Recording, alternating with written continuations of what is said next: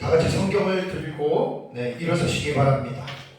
봉독해 드릴 하나님의 말씀은 신명기서 6장 4절에서 9절 말씀까지를 제가 봉독해 드리겠습니다. 이것은 하나님의 말씀입니다.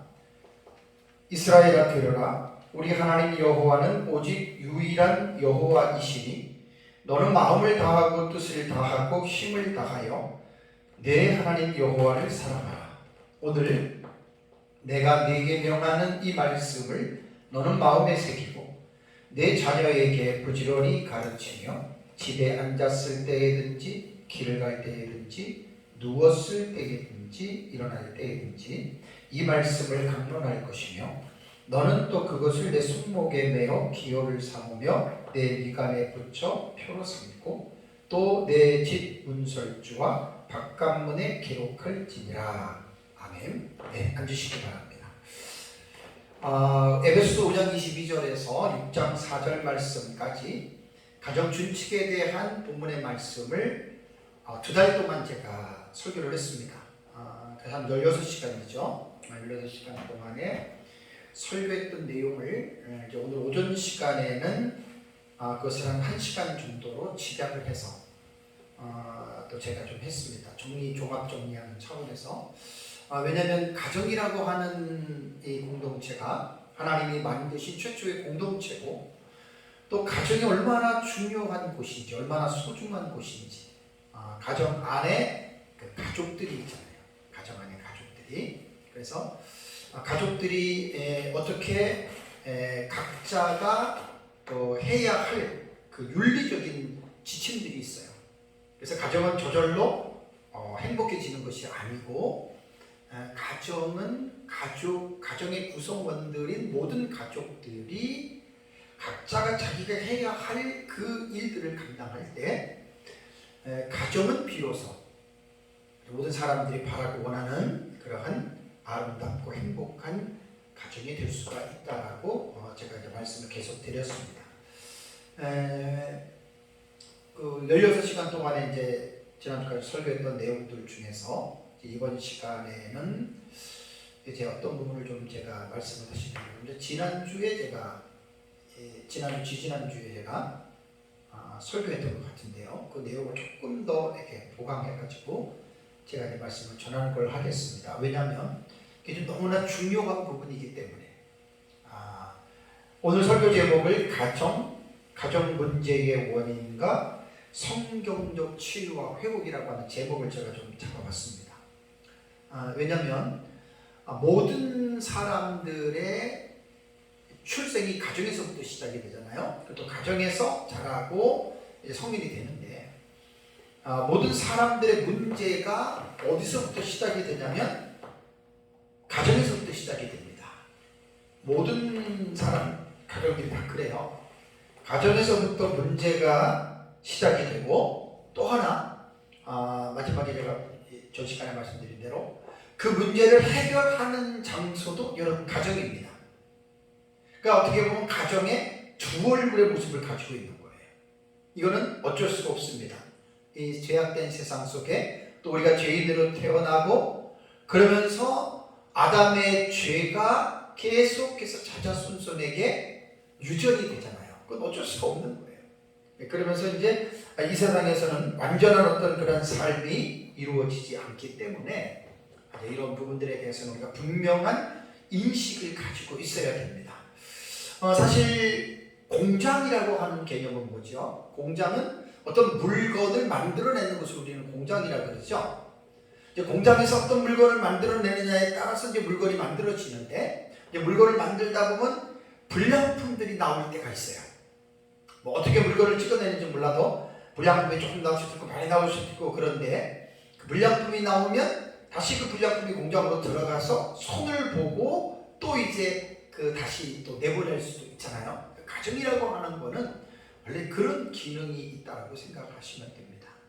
우리가 모두가 다 완전한 사람이 아니고 불완전한 사람들이 모여서 가정을 이루고 또 가족들이 거기서 탄생이 되기 때문에 이 세상은 우리가 어쩔 수가 없는 이제 그러한 부분들을 안고 있다라고 하는 사실입니다. 그래서 사실은 정말로 중요한 것은 뭐냐면 가정 사역자들이 말하는 이제 가정의 기능을 이렇게 말한 게 있어요. 그래서 제가 그때 순기능적인 가정과 역기능적인 가정에 대해서 말씀을 드렸죠. 그러니까 정상적으로 이제 정상적인 가정을 이제 functional family라고 그러죠. 기능하는 이제 가정. 그다음에 이제 반대로 역기능, 잘못된 그러한 기능을 하는 가정을 이제 dysfunctional family라고, 역기능 가정이라고 이렇게 말씀을 드렸습니다. 모든 가정이 다 온전한 가정이 없고 다 역기능적인 그런 내용들을 다 가지고 있습니다. 가정들마다. 그래서 이제 순기능 가정을 정의를 한다면 기독교인의 입장에서 정상적인 가정, 곧 순기능 가정은 어떠한 가정인가?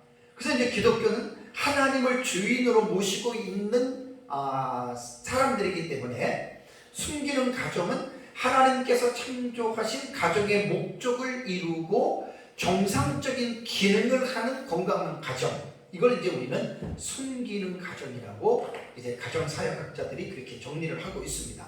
그러니까 순기능, 올바른 기능의 가정은 융통성이 있어요. 그러니까 이제 버지니아 사티아가 말한 것처럼 가정은 소주와 같다 그랬잖아요. 아주 간단한 것 같지만 절대로 간단하지 않습니다.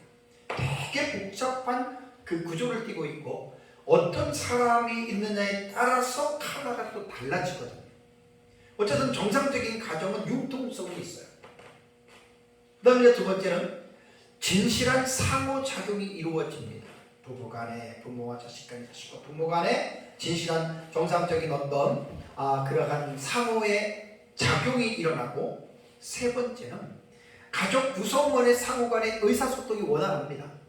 부부 간의 대화가 잘 되고 부모와 자식, 자식이 부모, 형제끼리 의사소통이 잘 됩니다. 그러니까 사실 지난번에도 말씀을 드렸지만 문제의 가정의 특징이 뭐냐? 대화가 단절이 되어 있어요. 대화가 없어요. 참 가슴 아픈 일입니다. 그러니까 그건 엮이는 가정이고, 이제 숨기는 가정에는 이제 이러한 의사소통이 원활하게 되고요. 그 다음에 이제 경험의 개방과 공유가 가능하다. 이 말은 뭐냐면 정상적이지 않는 가정은 비밀이 많아요. 비밀. 부부 간에도 비밀이 있습니다. 부모와 자식 간에도 비밀이 있어서 개방을 안 합니다. 그리고 어떤 좋은 일, 안 좋은 일 같은 것도 서로가 공유를 하면서, 서로가 나누면서 아빠나 이런 문제가 있어, 여보나 이런 문제가 있어, 우리 기도하고, 예를 들면 이러한 그 커뮤니케이션이 이루어지는 가정은 숨기는 가정이에요. 그러니까 이러한 어떤 경험과 개방 같은 이런 것들이 공유가 이루어지지 않은 건 역기능이고요. 이런 순기능은 이루어져야 되고, 다만 이제 다섯 번째는 분화가 잘 이루어지는 가정입니다. 이게 뭐냐면은 경계선의 장애라고 말하죠. 어떤 선이 분명하지 않는 가정들이 있어요. 부부 간에, 또 부모와 자식 간에, 형제 간에 분명한 어떤 그 경계라고 하는 그것이 이제 선이 있어야 되는데, 이 경계선이 애매모호하고 나누어져 있지 않아요. 어떻게 보면 이제 뭐 이런 가정을 가지고 이제 그물화 가정이라고 해요. 그물화 가정이 막 얽히고 설키고 막 이런 것도 이제 분화가 잘 안 되는 가정은 엮이는 가정이고, 이러한 가정 안에서 분화가 잘 이루어지면 이거는 숨기는 가정입니다. 마지막으로 이제 제가 설교했던 것 중에 숨기는 가정의 마지막 번째는 위계 질서와 경계가 명확한 가정입니다. 그러니까 아버지로서의 공경, 또 형제 간의 서열, 뭐 이런 것들 있잖아요. 부부 간에, 또 남자는 여자의 머리로서 이런 영적인 질서들, 이러한 것들이 명확한 가정. 대체적으로 숨기는 가정이라고 말을 할 때는 이제 이걸 숨기는 가정이라고 하는데, 조금 더 이제 자세히 말씀을 드리면 숨기는 가정은요, 가족 상호 간의 사랑과 고마움에 대한 표현을 잘합니다. 이게 좀 어떻게 보면 그 친밀감이라고 하죠. 친밀감. 사람들이 보면 이제 정서적인 부분에서 어릴 때부터 정서적인 문제를 가지고 자라는 사람들은 친밀감의 표현이 되게 어려워하는 사람들이 있어요. 그 감정의 병이 있어서 그래요. 그래서 이게 존 스튜어트 푸트만이라고 하는 이 학자들이 말을 하기를, 숨기는 가정의 공통적인 내용들은 피차 사랑과 고마움을 표현할 줄 아는 친밀감이 아주 있는 거예요. 또 서로를 용납을 잘해주고 그 다음에 명확하게 설정된 세계관들을 갖고 있어요. 애매모호한 그런 부분이 아니라는 거죠. 정확한 어떤 나름대로의. 그래서 제가 지난번에 말씀드렸듯이 종교로 말을 한다면 기독교는 기독교라고 딱 하나예요. 이게 좋은 이러한 분위기를 가지고 가는 이걸 숨기는 가정이고, 또 아까 말씀드린 대로 정확한 의사 표현이 있고, 그 다음에 가족이 함께 즐겨요. 참 이게 아름다운 가정입니다. 가정이 이 치유하고 회복되는 데에 아주 귀한 역할을 하고 있거든요. 밖에서 말 못할 고민들 집에 오면 가족들과 함께 이제 나눌 수 있는 이러한 것들은 가정 자체의 놀라운 변화와 치유에 대한 이러한 부분들이 여러분 이루어질 수가 있습니다. 그런데 또 하나는 가족에 대해서 책임감을 공유하고 피차 간의 약속을 중요하게 하고 그 약속을 지켜나갑니다. 다음에 이제 마지막은 도전과 위기에 능동적으로 반응합니다. 위기가 있거나 어떤 이제 새로운 일을 할 때에도 서로가 이제 자발적으로 가족 전체가 함께 이제 그런 일들을 추구하는 보통 이제 이런 가정을 가리켜서 우리는 이제 숨기는 가정이라고 이야기를 합니다. 그러니까 이건 가정사역학자들이 나름대로 정리해서 통계로 만들어 놓은 통계치이기 때문에 우리가 이런 것들은 알아두면 좋고, 그러면서 가정 안에서 이런 순기능적인 가정의 모습들을 잘 이끌어 나가도록 여러분 가족이 모두가 힘써야 됩니다. 엮이는 가정은 말한 대로 반대로 생각하면 됩니다. 반대. 정상적이지 않는. 엮이는 가정은 어느 가정이든지 간에 이런 요소들을 다 갖고 있습니다. 다만 많으냐 적으냐 거기에 대한 차이일 뿐이지, 이제 엮이는 가정은 이제 그 가정 내에 문제가 많아요. 그래서 지난번에 말씀드린 대로 엮이는 가정은 비밀이 많습니다. 말 안 합니다. 대화 없습니다. 그리고 이제 독재자 같은 아버지가 하든 어머니가 하든 폭군, 내 말 들어, 내가 하는 대로 해, 막 강압적으로 이런 것들은 다 숨기는 가정이 아니고 엮이는 가정에서 이루어지는 참 안타까운 일들인데, 문제는 뭐냐면 이러한 엮이는 가정에서 자라난 아이들은 성인이 돼도 인격에 대한 손상을 입었기 때문에 정상적인 그런 삶을 살아갈 수 없다고 했죠. 뭔가 정상인들이 볼 때는 이상하다라고 하는 행동을 합니다. 생각도 이상하고 말도 행동도 이상하고 행동도 조금 이상한 것처럼 합니다. 그걸 이제 가르쳐서 가정사역학자들은 어덜트 칠드런이라고 그러죠. 성인 아이. 그러니까 이제 성인 아이에 대해서는 제가 지난번에 말씀드린 대로 캐나다 아동 심리학자 마가렛 코크라고 하는 이 학자가 알코올 의존증 부모의 아이들에 관한 연구에서 어덜트 칠드런이라고 하는 성인 아이에 대한 이 용어를 처음 사용했다 그래요. 그러니까 이제 지금은 그 당시에는 처음 이 용어가 나왔을 때에는 엘홀리의 가정에서 자라난 아이들을 어덜트 칠드런이라고 성인 아이라고 불렀는데, 이제 시간이 지나면서 그 의미가 확장됐어요. 그래서 어린아이와 같은 심리 상태에서 벗어나지 못하고 부모나 어른에게 기대어서 자립하지 않는 성인들, 그리고 상당한 이상 어떤 행동들을 많이 행동하면 할수록 그 이니셜이 어덜트 칠드런이니까 A씨라고도 이렇게 부른다라고 합니다. 사실 인간적인 깊이로 들어가 본다면 성인, 지난번에 말씀드린 대로 역기능적이지 않는 가정이 없고요, 또 성인 아이와 같지 않는 사람 하나도 없어요. 경중의 차이예요. 많고 적으냐, 깊으냐, 깊지 않느냐라고 하는 이제 그러한 부분에서 이제 있다라고 하는 말입니다. 그러니까 이것도 성인 아이의 증후군은 엮이는 가정에서 나타나는 것과 똑같아요. 그렇게 돼가지고 이제 이렇게 나오는 거죠. 그래서 성인 아이의 특징은 20몇 가지로 제가 최현주님이 정리해 놓은 거 가지고 제가 말씀을 드렸잖아요. 낮은 자존감, 완벽주의, 강박증, 우울증, 두려움과 공포심, 어떤 일을 갖다가 금방 결정하지 못하고 막 너무 미루는 습관, 뭐 우유부단하고 수치심이 있고 죄책감이 있고 예민하고 막 불안한 그 심정들, 그다음에 이제 부정적인 자화상을 갖고 있어요. 자기에 대해서. 혹은 자기를 비하하거나 학대하는 거. 이게 전부 다 뭘 말하냐면 성인 아이가 어떤 사람을 말하느냐, 이러한 요소들을 가지고 있다는 거예요. 그 다음에 지나친 공명심, 그 다음에 상대방을 지나치게 의존하는 그런 것들, 가치관이 혼란한 사람, 흑백 논리, 서툰 감정의 표현들, 감정을 자연스럽게 표현하지 못하지. 부정적인 언어 습관이 있고요, 시기심이 강하고 독선이 있고 과민하게 반응하는 어떤 이런 사람들이 있잖아요. 어떻게 보면 죄인들의 심령 속에는 이런 것들이 다 들어가 있다고 봐도 돼요. 경중의 차이만 있을 뿐이지. 뭐 지나친 책임의식, 초무책임, 각종 중독증, 만족하지 못하는 거, 상습적으로 거짓말하는 거, 예측하기 어려운 감정의 기복. 여기서 이제 정신의학에서는 이제 조증이라고 해요. 조울증, 양극단 성격 장애라고 그러죠. 이것은 한없이 기쁠 좀 올라갔다가 또 한없이 다운되는 우울증. 이 조증과 우울증이 이게 같이 왔다 갔다 하죠. 뭐 이런 것들. 참 인간에 대해서 이렇게 연구를 하다 보면 아까 말씀드린 대로 간단하게 인간을 평가할 수 없습니다. 간단한 게 아닙니다.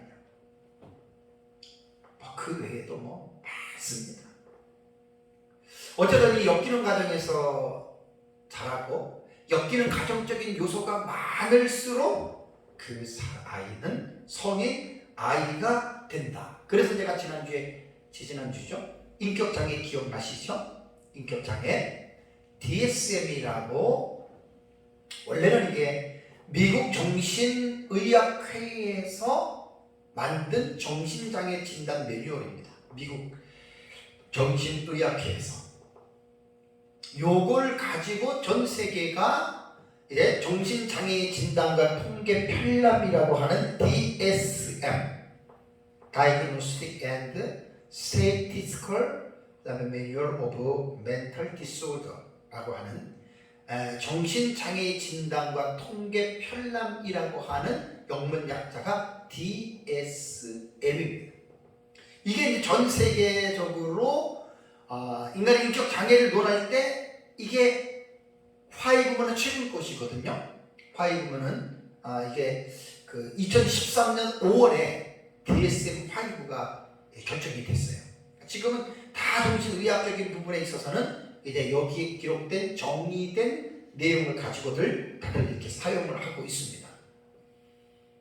그래서 DSM-5에 나와 있는 인격 장애를 10가지로 제가 지난번에 말씀을 드렸는데, 편집성 인격 장애, 의심하는 거, 불신, 이게 심하면 의처증과 의존까지도 가는 거예요. 그 다음에 분열성 인격 장애, 무관심하고 감정에 대한 뭐 이런 것이 거의 없다. 정신분열형은 여기서 조금 더 깊이 들어가는 거고요. 그 다음에 이제 반사회적 인격 장애는 충동적이고 폭력적인 그런 것도 나오고요. 경계선 인격 장애는 격한 기분에 대한 변화, 두려움을 갖고 있거나, 그 다음에 연극성 인격 장애는 아주 극적인 사람들 앞에서 자신을 막 드러내고자 하는 이런 것들. 그 다음에 자기애성 인격 장애는 과대망상 쪽에 들어갑니다. 자신에게 집중되는 거죠. 그 다음에 뭐 회피성 인격 장애는 이제 사회적 어떤 상황에 불안해하고 두려워해서 그 사람들이나 이런 장소들을 피하는 거. 그 다음에 의존성 인격 장애는 집착합니다. 애정에 굶주렸기 때문에 자꾸만 의존하려고 해요. 그래서 이제 의존적 인격이 심할수록 이제 각종 중독에 빠지는 거고. 마지막 강박성 인격 장애는 완벽주의적인 엄격한. 그러니까 이게 이제 전 세계적으로 인격 장애에서 사용하는 10가지 용어인데, 뭐 이것은 더 있을 수도 있고 줄일 수도 있고, 그거는 연구하는 사람들이 어떻게 결정하느냐에 따라서 다를 수가 있습니다. 중요한 거는 뭐냐면 하면 왜 그러면 인격 장애가 생기느냐? 우리 여기 관심을 가져야 돼요. 자, 어차피 기독교는 죄인으로 태어나는 거예요. 죄성을 갖고 태어나요.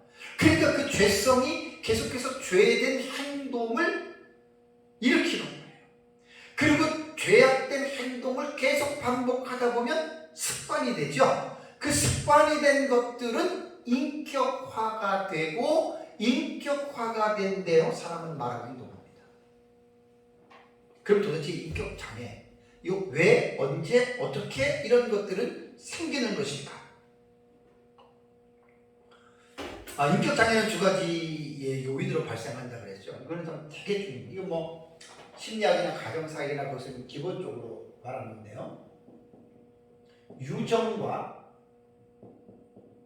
환경의 상호작용에 의해서 인간의 인격이 형성이 돼요.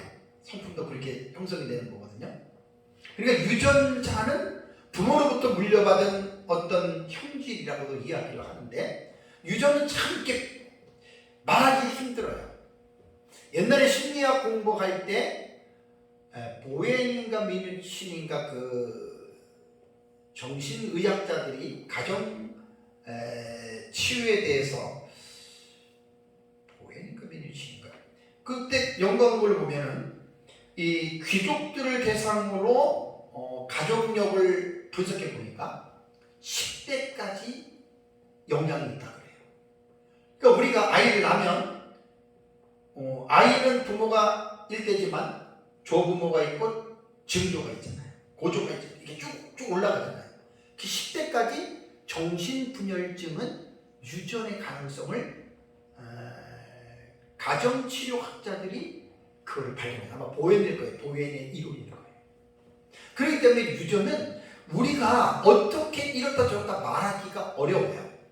어쨌든 그렇게 유전이 내려오고, 환경이라고 하는 것이 이제 아이로 말한다면 임신할 때부터 어머니의 태 속에서부터 사실은 환경적인 영향을 받는 겁니다.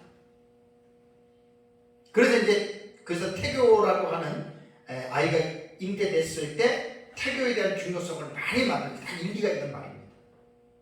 그래서 이제 태교 같은 경우도 말을 하고, 아이가 태어나면서부터 가정의 불이익에 아이가 휩싸이게 되는 거예요. 그래서 이러한 환경, 그리고 이제 아이가 커가면서 부모가 이제 아이를 교육하죠. 아이와 관계를 맺죠. 그러면서 이제 모든 이제 삶의 행동을 부모에 의해서 아이가 배우기 시작하는 거예요. 식습관, 언어 습관, 뭐 모든 거 다 그렇잖아요. 의복부터 시작해서 이런 것들이 환경에 의해서 이제 그 모든 것들이 이제 형성이 되는데, 제가 이번에 말씀드리는 거는 인격 장애가 생기는 이유와 원인을 지금 말씀을 드리는 것이기 때문에, 인격 장애의 원인들에 대해서 심리학자들이 이제 몇 가지 주장의 말씀을 제가 드리면, 가정 안에서부터 일어나는 거예요. 이것도 숨기는 가정이 아닌 엮이는 가정, 문제가 많은 가정. 엮이는 가정은 대화가 금지가 되고요. 어떤 안 돼라는 말을 많이 사용하고, 또 어떤 엮이는 가정 같은 경우 비밀이 많고, 막 이런 것들이 많은 거예요. 그러니까 이제 어릴 적에 부모와의 관계 속에서 잦은 금지와 좌절을 경험하면, 아이도 하나의 인격 체이기 때문에 자기가 하고 싶은 욕구가 자꾸만 좌절이 되면 그 분노가 생기는 거예요. 그러니까 이런 것들이 다 인격 장애가 생기는 여러 가지 요소들 중에 하나라는 거죠. 참 부모는 아이에게 있어서 최초의 스승입니다. 그리고 부모는 아이의 성별에 따라서 최초의 이성과의 만남이기도 해요. 딸에게 있어서는 아버지, 아들에게 있어서는 어머니가 최초의 이성이 되거든요. 그 최초에 만나는 이성과의 관계가 어떠하느냐에 따라서 그 경험이 이 다음에 성인이 되어서도 죽을 때까지 여러분 그 영향을 미칩니다. 예를 들면 여성 혐오증을 가지고 있는 남성들 같은 경우는 대상이론 관계자들이 밝혀놓은 결론이기 때문에 어린 시절에 엄마가 아들을 강하게 학대했다면 그 아이는 어릴 때부터 이성인 여자에 대한 안 좋은 감정들이 많이 생기게 되는 거예요. 그래서 여자 그러면 자기도 모르는 무의식 속에서 여성을 혐오하는 마음을 갖는다. 일리가 있는 말이에요. 남성 혐오증도 마찬가지예요. 딸이 최초로 만나는 아버지에 의해서 엄청난 상처와 그런 것들을 받았다. 그러면 남자에 대한 그게 자기도 모르는 사이에 무의식 속에서 여러분 그런 이성에 대한 그 관계를 할 때 영향을 미친다라고 하는 말이에요. 그리고 이제 아이들 어릴 때에 엄마가 뭐 직장 생활을 하거나 뭐 바쁘다고 아이를 돌보지 않으면 그게 분리거든요. 분리. 아이들은요 저 떼고 나서도요 엄마와 떨어지면 안 돼요. 엄마가 있어줘야 돼요. 그럼 아이가 정서가 되게 차분하고 안정되게 잘 자라는데 그 유아기 시절에 가장 중요한 시기에 엄마를 떨어지기 시작하면 그게 분리불안장애라고 하거든요. 이 분리불안장애는 정말 죽을 때까지 가요. 모든 인격장애가 마찬가지지만 정말 아이를 낳았으면 특히 엄마와의 떨어지는 것을 어린 시절 허락하면 안 됩니다. 뭐 요즘엔 뭐 일찍 아이들이 이제 어린이집을 가고 그러기 때문에 뭐 또 그 나름대로 또 교육적인 의미가 조기 교육으로 그런 것들은 좀 성장하는 측이 없지 않아 있기는 한데 어쨌든 이 분리불안이 아주 어릴 때부터 심하게 되면 정말 그 아이는 엄청난 인격 장애를 가지고 여러분 그 분리불안 장애가 있잖아요. 불안장애 이렇게 이제 빠지게 됩니다. 그럼 어릴 때부터 부모에게 막 거절을 당하고 학대를 막 당하고 강압적인 독재자 부모 밑에서 이게 막 압제를 당하면 다 그게 아이의 인격을 손상되게 만들어요. 심한 체벌과 욕설. 근데 이 강압적인 교육 방식과 반대가 되는 방식이 뭔 줄 아세요? 이게 방임이에요. 방임. 그냥 내버려둬요. 아이를 이렇게 돌보거나 교육하거나 지도하거나 이러지 않아요. 그냥 내버려둬요. 여러분 이 방임도요 상당히 안 좋습니다. 뭐 강압적으로 어떤 아이를 규제하고 이런 것만 안 좋은 게 아니라 오히려 앞말 따라 그냥 내버려두는 거. 이것도 아이에게는 엄청난 여러분 인격적인 장애가 됩니다. 이거는 이제 극과 극이라고 이렇게 볼 수가 있어요. 그 외에도 심리학자들이 밝혀놓은 원인들은 많습니다. 우리가 이제 그런 자료들을 공부할 필요가 있는 것은 미리미리 공부해서 사전에 예방이 가능하기 때문입니다. 그래서 인격장애의 시초는 원가정인 부모로부터 여러 가지의 부정적인 영향을 받으면서 형성되는 것이다. 이것이 지금까지 내려온 정석 이론입니다. 그래서 이러한 안 좋은 인격 장애들은 앞에서 제가 말씀을 드린 대로 이상 행동으로 이제 유발이 되죠.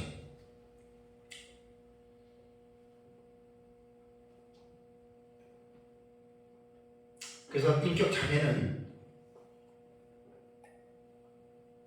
없는 사람이 하나도 없습니다. 그럼 뭐 나는 그냥 인격 장애가 없고 나는 온전하게 다 자랐단 말이 그런 사람 하나도 없어요.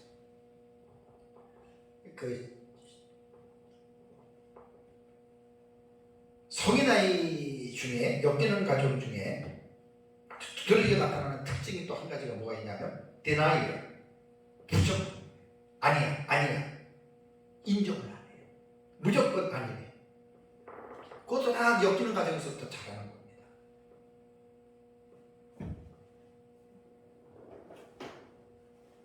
그렇다면 이제 모든 사람이 문제가 있고 모든 가정에 문제가 있고 모든 사람에게 인격 장애의 요소들이 다 가지고 있다 그랬어요. 근데 중요한 건 이제 뭐냐면 그렇다면 그런 인격 장애로 인하여 인간은 이상 행동을 하잖아요. 그럼 이걸 어떻게 해야 되냐? 뭔가 잘못된 것들이 고쳐져야 되잖아요. 치료와 혹은 회복이 이루어져야 되잖아요. 치유와 회복이 이루어져야 되는데 여기서 이제 어떻게 치유하느냐, 어떻게 회복이 되느냐에 대한 이 부분이 정말 이제 마지막 결론적으로는 이게 이제 중요한 거예요. 그러니까 일반 치료 방식이 있고 기독교적인 치유 방식이 있습니다. 일반 정신과나 심리적인 어떤 치유와 회복 같은 경우는 보통 정신분열증은 약물로서 치료하고요. 그 다음에 신경증 같은 경우는 약물로 치료할 수 있는 분야가 아니에요. 아까 말한 인격장애. 그거는 이제 상담사를 통해서 심리치료는 이게 대단히 지금 중요한 말이에요. 옛날에 공부할 때 제가 그리스 박사님한테 이걸 듣고 상당히 그때 많이 깨달았는데 심리치료는 뭐냐? 이게 너무 기가 막히게 그때 정리를 해주셨어요. 심리치료는 무의식을 의식화하는 것이 심리치료입니다. 이거 지금 되게 중요한 거예요. 우리가 이제 죄라고 하는 것이 유전적으로 내려왔고 환경을 통해서 나도 모르게 내 인격이나 성품이 형성이 됐잖아요. 근데 이게 오랜 동안의 습성화된 성격이나 이 습관들은요 못 고쳐요. 고치기 힘들어요. 고치기 정말 힘들어요.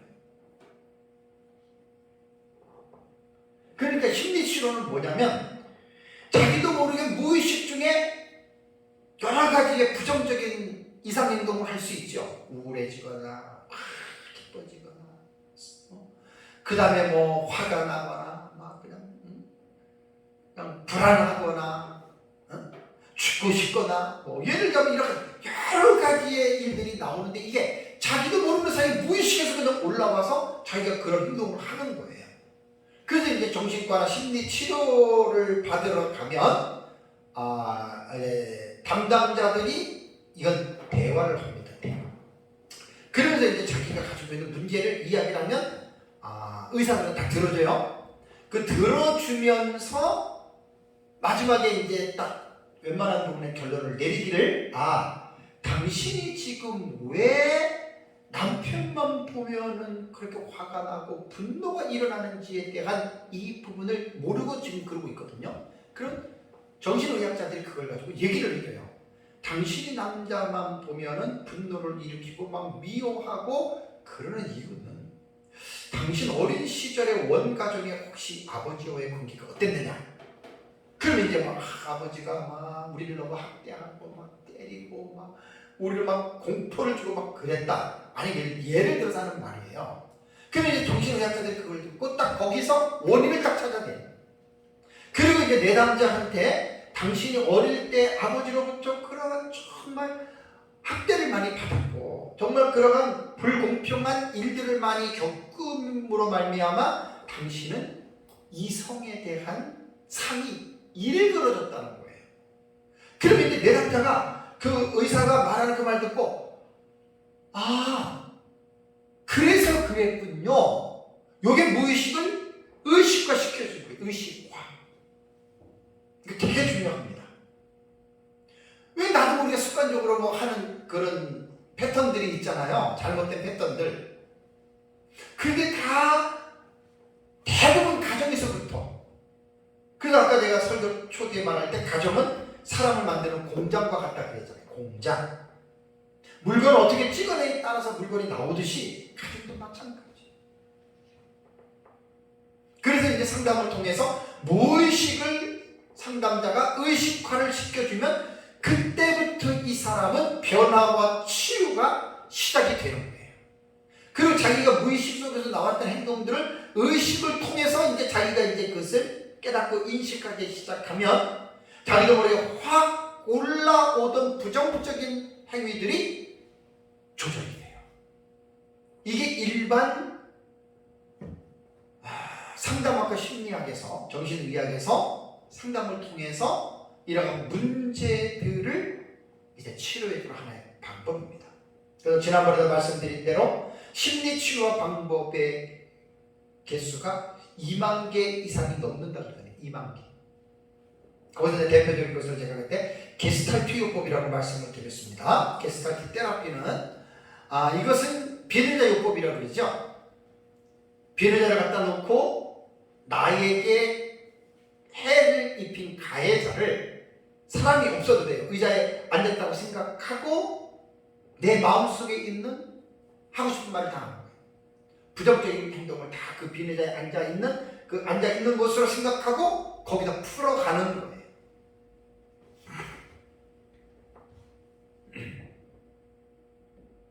그러니까 이러한 어떤 치료의 방식이 일반 상담 계통에서 2만 개가 넘는다는 그 상상을 초월하는 거예요. 그 다음에 제가 이제 정신분석법에서 말씀을 드렸죠. 지금은트 프로이트가 만든 심리학의 한 갈래인데, 프로이트 정신분석은 과거로 돌아가는 거예요. 과거로 돌아가서 당신의 원가정, 패밀리 오리진이에요. 원가정에서 당신이 이런 부모 밑에서 이러한 가정의 환경에서 자랐기 때문에 당신은 지금 문제의 원인이 이렇게 됐다라고 설명을 해주는 거예요. 사실 거의 지금까지 나온 프로그램 중에서 정신분석법에 기초한 이 해석법이 가장 지금도 많은 프로테지를 차지하고 있습니다. 과거 여행이라고 그러죠. 시간적인 여행을 통해서 내가 왜 이렇게 됐나 그러면 이제 어릴 때 온 가정에 대한 부분을 자꾸만 떠오르게 하고. 근데 저는 이제 이게 정신분석법이라는 것이 정설은 아니지만 그러나 이게 다는 아니에요. 이걸 다로 알고 있으면 안 돼요. 그래서 이제 여기에서 어떤 반발해서 나온 치료법이 현실요법이라고 그랬죠. 현실요법, 리얼리티 테라피예요. 이 현실요법은 윌리엄 글래스가 1950년 초에 상담 이론을 확립을 했는데, 왜 현실요법을 만들었느냐? 거의 다가 프로이트의 정신분석법으로 과거를 돌아가가지고 가정에서의 문제를 잠깐만 이렇게 하니까 여기에 대해서 반발하는 거예요. 그래서 현실요법은 과거가 그렇게 중요하지 않다. 과거가 중요하지 않고 현실이 중요하다고 하는 이 현실에 초점을 두는 치료법이 현실요법입니다.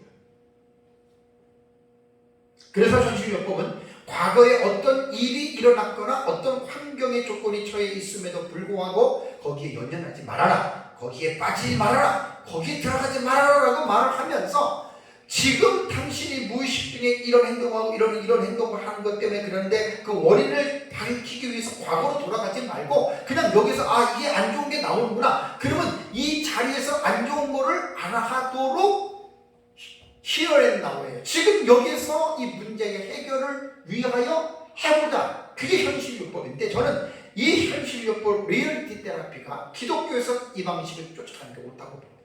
이 방식을 따라야 돼요. 정신분석 과거를 너무나 깊이 들어가면 안 돼요. 그럼 저희가 마지막으로 기독교적인 입장에서 치유와 회복은 어떻게 가정 문제에 대한 문제를 해결할 방안이 되느냐, 그 해결 방안을 모색해야 되는 거예요. 정말 여러분, 치유는요, 제가 옛날에 이제 우리 심리학 공부할 때 내적 치유도 해봤고 받아봤고 제가 또 인도해 봤거든요. 내적 치유에서 이 어떤 회복되는 이 치유되는 이 부분을 보면요, 70% 이상이 어떤 주제에 걸려 있는 줄 아십니까? 용서의 부분이에요. 용서. 그러니까 상대를 용서하지 못해요. 미움과 증오가 가득 차 있어요. 그럼 그것 때문에 이 내담자가 엄청나게 힘들어합니다. 그래서 용서를 안 되고 상대방을 미워하고 증오하는 마음을 가지고 있으면 본인 마음에 불편한 감정이 생깁니다. 그 불편한 감정이 많을수록 그 상처가 깊어지고, 그다음 상처라고 말할 때 병든 감정이잖아요. 사람과의 관계를 통해서 잘못 형성된 어두운 감정인데, 상처는 어떤 사람에게 받을까요? 상처는요, 가장 가까이에 있는 사람한테 받는 것입니다.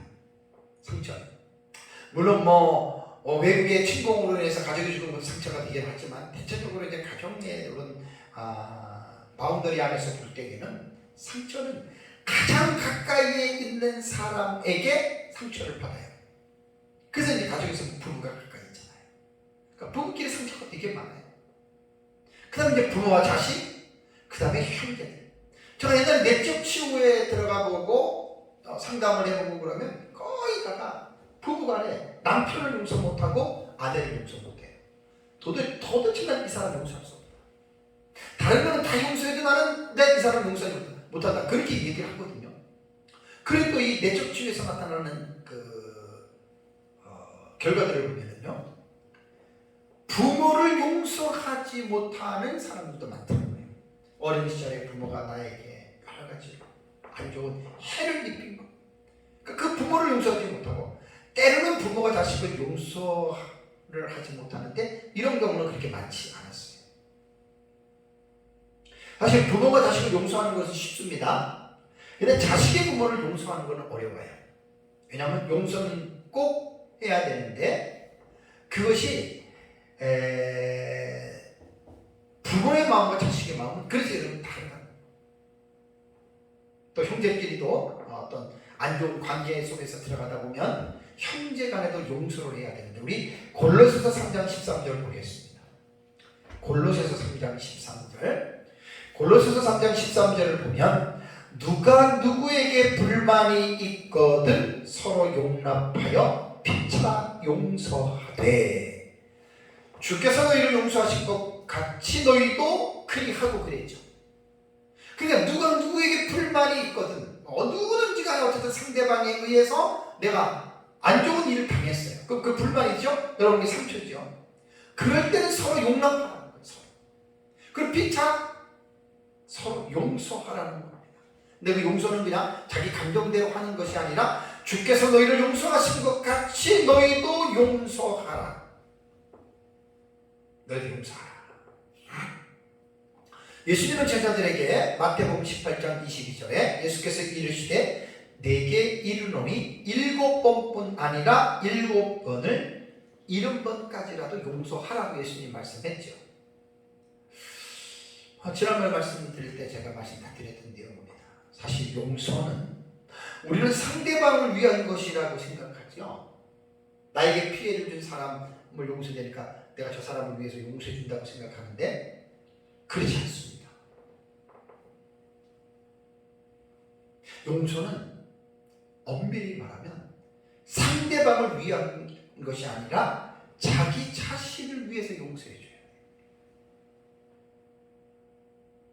왜 그렇게 하세요?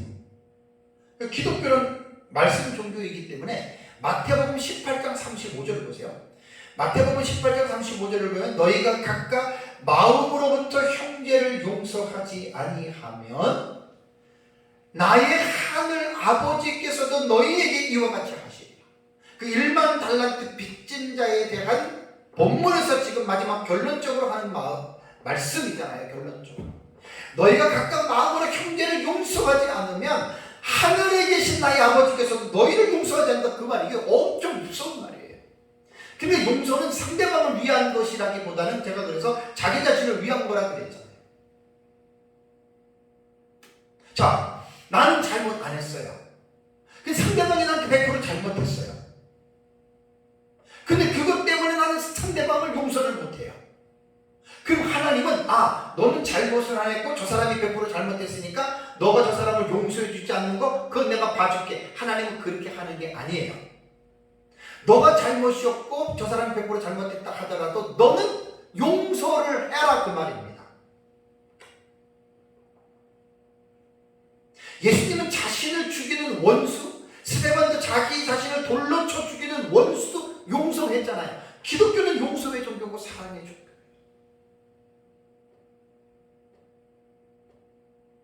아무리 내가 잘했고 상대방이 100% 잘못해도 그것 때문에 내가 상대를 용서하지 않으면 오늘 마태복음 18장 35절에 너희가 각각 마음으로 형제를 용서하지 아니하여, 분명히 형제가 잘못했단 말이 나한테, 근데도 용서하라는 거예요.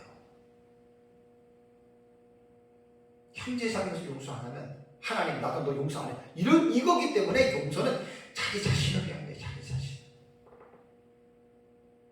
그래서 사실 여기는 이 용서라고 하는 이 단어 있잖아요. 카리조메노이라고 하는 이 단어는 분사고요. 이게 지금 디포트입니다. 디포노트 동사예요. 디포노트 동사인데 이게 중간대로 해석을 하는 게, 중간대는 이제 능동태로 해석을 하는 거죠. 근데 중간대는 자기 자신을 위하여 내가 스스로 용서해 주는 거예요. 이게 중간대입니다. 그래서 예수님은 마태복음 18장 22절에 예수께서 이르시되 내게 이르노니 7번뿐 아니라 7번을 70번까지라도 형제를 용서해 주라. 용서 못할 사람 없습니다.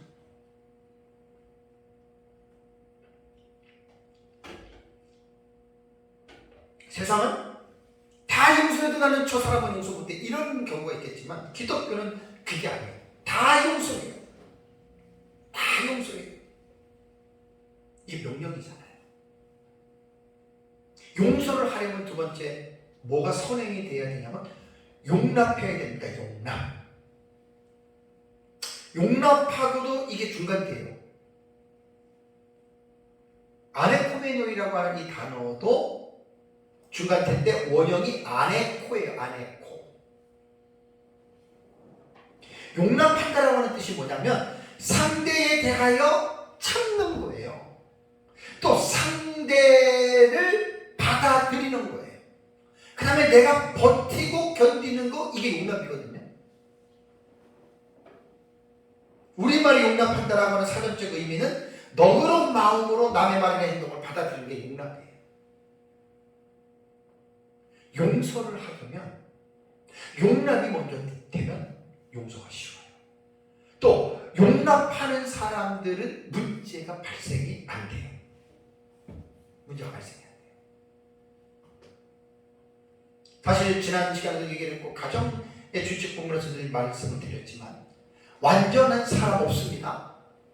완전한 가정도 없습니다. 완전한 자녀도 없습니다. 모두가 다 불완전하고 모두가 다 문제를 가지고 있고 모두가 다 죄인된 요소들을 다 가지고 있어요. 그러다 보니까 가정 안에서 살다 보면 서로 부부 간에도 서운하고 티격태격 할 수 있고 부모와 자식 간에도 그럴 수 있어요. 그게 인간사예요. 그런데 조금 더 마음에 대한 이 부분을 릴렉스하게 갖고 오늘 에베소서 4장 2절에 말씀한 것처럼 모든 겸손과 온유로 하고 오래 참음으로 사랑 가운데 서로 용납해줘야 돼요. 서로 참고 견뎌줘야 돼요. 서로가 너그러운 마음으로 받아들여줘야 돼요. 이러면 다툼이나 싸움이 없어지잖아요. 그럼 상처가 안 돼요. 다들 자기 입장에서 하다가 보니까 부부끼리도 싸우다 보니까 미워하고 그러다 보니까 용서하지 못하고 이렇게 계속 반복이 된 거예요. 반복이. 그래서 가정 안에서 불완전한 사람들이 사는 공동체이기 때문에 부족과 실수 많이 합니다. 서로에게.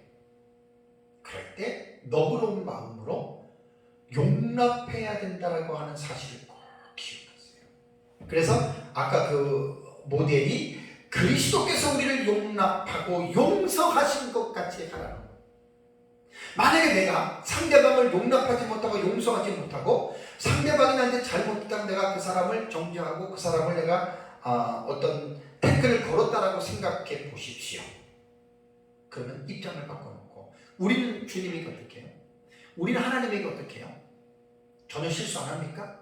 우리 전혀 잘못 안 합니까? 우리는 항상 하나님이 볼 때 우리는 옳은 생각과 옳은 삶을 살아가고 있습니까? 그렇지 않다는 거예요. 그렇지 않아요. 주님이 항상 우리를 용납하잖아요. 또 우리가 회개하고 용서해 주시잖아요. 그 모델을 배우라는 거예요. 지금 그 모델을. 그러니까 용서하기 위해서는 그 선행되는 부분이 뭐냐면 용납하는 것부터 사실 훈련을 해야 됩니다. 아까 마태복음 18장 35절에 너희가 그 마음으로 형제를 용서하지 않으면 하늘에 계신 내 아버지께서 이와 같이 하겠다라고 하는 말이에요. 그런데 마지막으로 이제 말씀드리는 게 뭐냐면 용서를 하려면 잘하려면 이해의 능력을 함양시켜야 돼요. 이 함양이라고 하는 이 단어는 능력이나 성품을 기르고 닦는 거예요.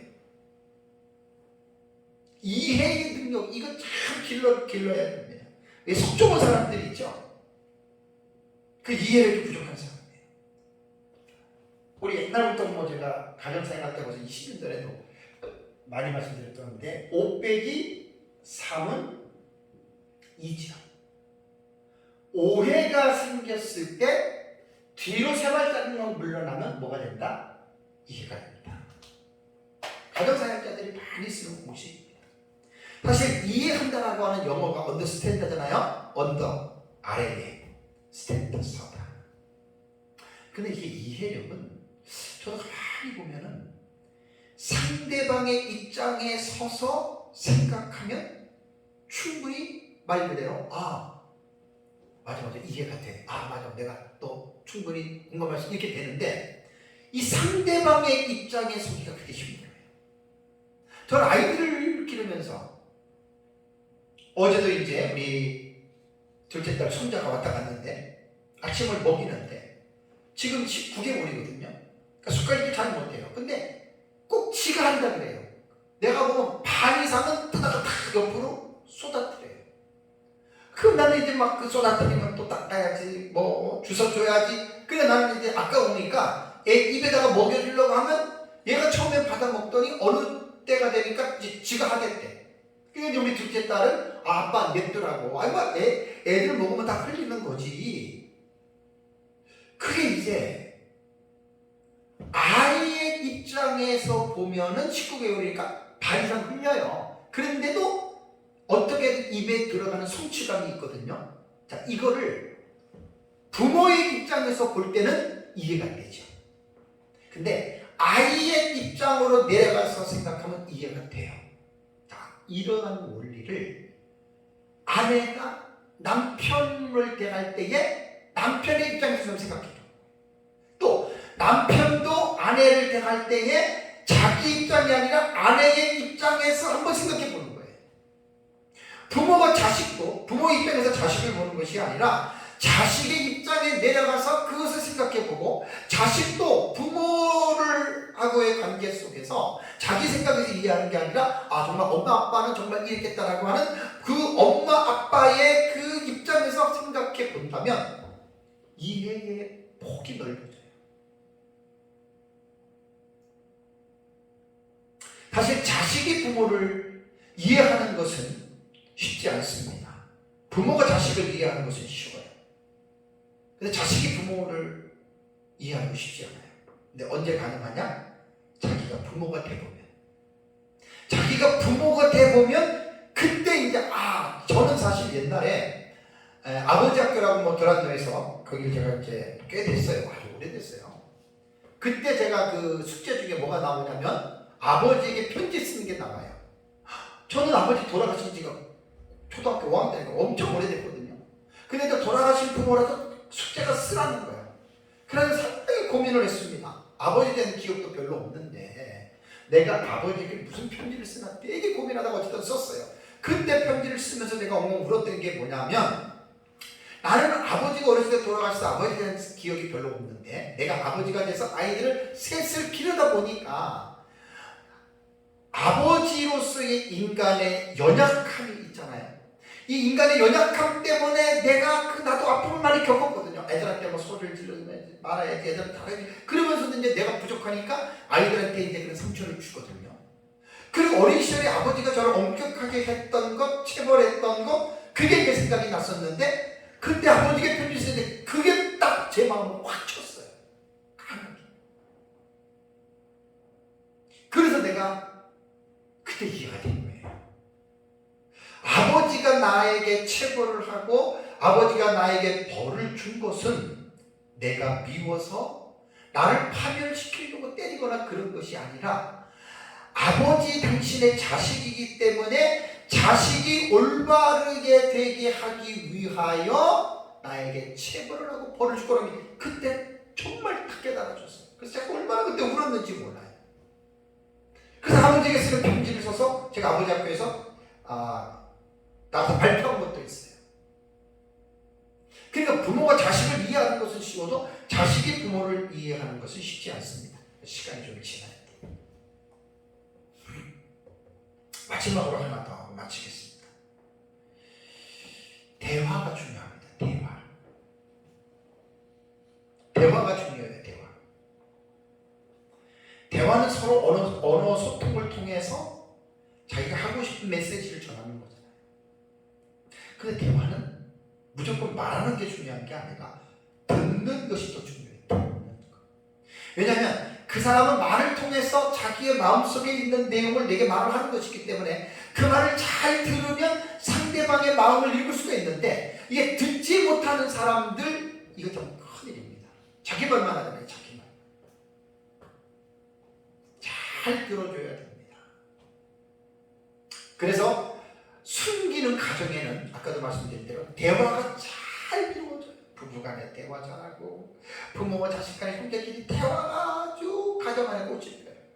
엮이는 가정은 대화가 없어요. 아이들 딱 방으로 딱 들어가면 딱딱딱. 물론 뭐 사춘기 때 아이들이 그럴 수 있어요. 사춘기 때 아이들이 그럴 수 있는데 시기적으로 잠깐이나마 어쨌든 좀 이런 부분들이 있습니다. 대화가 잘해야 됩니다. 대화가 잘하면 문제가 해결이 돼요. 사랑하는 성도 여러분, 인간은 하나님의 섭리로 이 세상에 태어나서 가정이라고 하는 공동체에서 성장하고 사회적인 존재로서 사회에서 함께 살아가는 존재입니다. 특히 사람이 태어나서 성인이 되기까지 인간은 유전과 환경의 상호작용에 의해서 인간은 인격이 형성됩니다. 그래서 인격이 형성되는 데서도 무엇보다도 중요한 영향을 미치는 곳이 어디냐면 가정입니다. 가정의 부모는 자녀에게 있어서 인격이 형성이 되는데 가장 큰 영향을 미치는 대상이에요. 그래서 부부간에 불화하고 부부간에 서로 대화가 없고 그렇게 되면 아이들이 어릴 때부터 인격이 삐뚤게 손상되기 형성이 돼요. 그래서 부모는 자녀에게 있어서 인격의 형성을 미치는 가장 큰 영향을 미치는 대상이 바로 부모입니다. 인간은 죄인으로 태어나서 이 죄악된 세상에서 자라게 되죠. 그래서 죄가 지배하는 이 세상에서 인간의 인격은 자연히 부정적인 영향을 받을 수밖에 없습니다. 특히 인간의 인격이 형성되는 어린 시절에 가정에서의 부모의 역할은 정말 매우 중요합니다. 이거는 정말 중요합니다. 부모로부터 어떻게 교육을 받고 어떤 가정 환경에서 자라느냐에 따라서 아이의 인격과 성품이 형성이 되는 거거든요. 제가 지난주도 지지난주도 설교할 때 인용했던 부모가 반팔자라는 말 있잖아요. 부모가 반팔자다.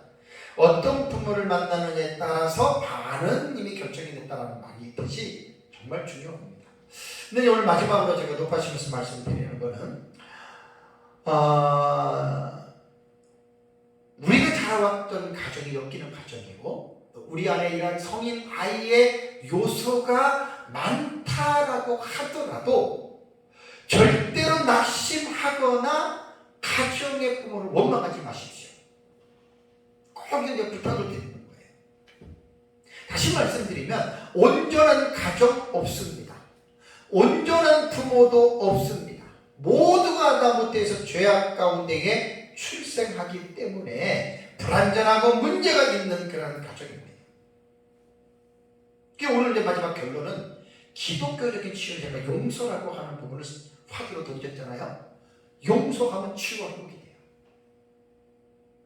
용서하기 위해서 서로가 서로를 향하여 자신의 잘못을 인정하고 고백할 필요가 있어요. 대화를 통해서 이루어집니다.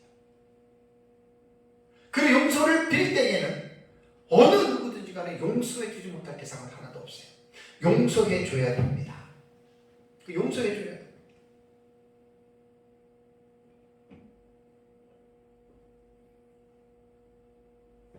그래서 우리가 불완전한 사람이고 불완전한 가정에서 자랐고 그런 역기능적인 요소가 우리에게 다 있어요. 있더라도 거기서 좌절하지 말고 하나님의 말씀과 성령의 도우심으로 말미암아 우리는 회복이 될 수 있습니다. 이 소망을 가지시기 바랍니다. 사실 과거는 지나간 시간이에요. 지나간 시간을 탓하면 무슨 도움이 있겠습니까? 절대적으로 도움이 없습니다. 그래서 심리학적인 지식을 가지면 내가 이렇게 된 것이 다 우리 엄마 아빠 때문이야. 그러면 엄마 아빠가 범죄자가 되는 거예요. 엄마 아빠가 가해자가 되는 거예요. 그럼 나는 피해를 당한 피해자예요. 이렇게 생각해도 안 됩니다. 왜? 인간은 죄인으로 출생했어요.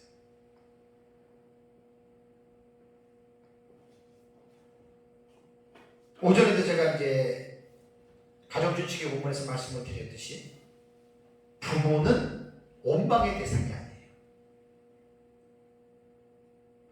부모는 공경해야 될 대상입니다. 아무리 부모가 잘못했고 아무리 부모가 엄청난 그러한 죄인이라 하더라도 자식에게 있어서 부모는 원망의 대상이 아니라는 거.